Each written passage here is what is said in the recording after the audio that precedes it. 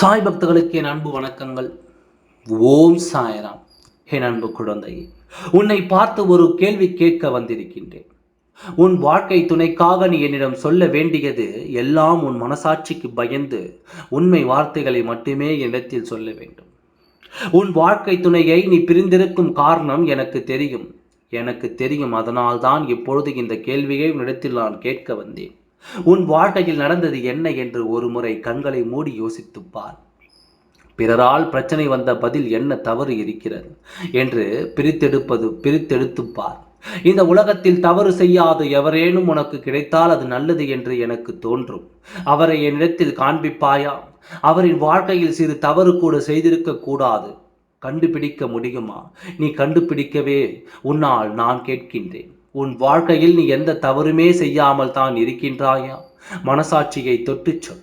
உன் தவறு உனக்கே தெரியும். உன் மனதிற்குள் சொல்ல முடியாத ரகசியத்தை கூட நீ ஒளித்திருக்கிறாய் என்பது உனக்கு தெரியும். சொல், தவறு இது நாள் வரை நான் செய்யவே இல்லை என்று உன்னால் சொல்ல முடியுமா?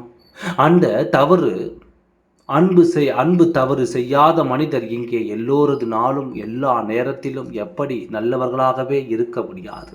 என் குழந்தையே, தெய்வத்தால் கூட முடியாதது என்பதை பற்றி உனக்கு தெரியும் அல்லவா?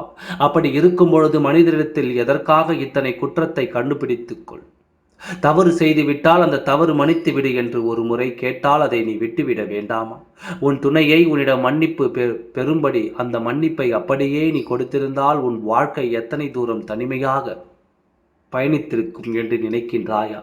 ஒரு முறை உன் மனசாட்சியை கேட்டுப்பா. தவறு செய்யாதவர் இந்த உலகத்தில் இல்லை. தவறு செய்யாதவர்கள் இந்த உலகத்தில் இல்லை. என் துணை வரும் அப்படித்தானே செய்தார்.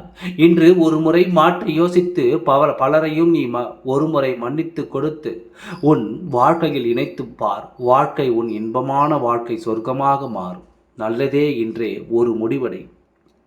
என் குழந்தையே, உன்னிடம் இந்த முடிவை எதிர்பார்த்து காத்திருக்கின்றேன். நல்லதே நடக்கும். ஓம் சாய்ராம். நன்றி, வணக்கம்.